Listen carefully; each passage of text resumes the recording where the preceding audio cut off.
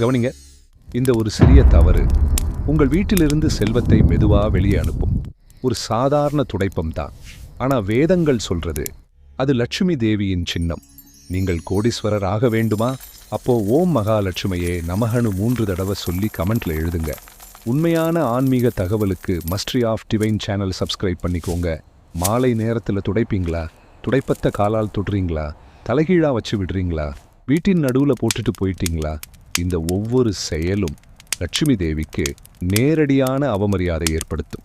இந்த தவறுகள் தொடர்ச்சியா நடந்த ஒரு வீட்ல உணவு நிலைக்கல, பணம் கையில நிக்கல, மன அமைதி முற்றிலும் போச்சு. அப்போதான் உண்மை புரிஞ்சுது. வீடு அழுக்கானா விதியும் அழுக்காகும். துடைப்பத்தை அவமதிச்சா செல்வம் விலகும். அதனால கவனிங்க, காலை நேரத்துல மட்டும் துடைங்க. துடைப்பத்தை மரியாதையா தென்மேற்கு மூலையில வைங்க. காலாலும் தலைகீழாவும் ஒருபோதும் வைக்காதீங்க.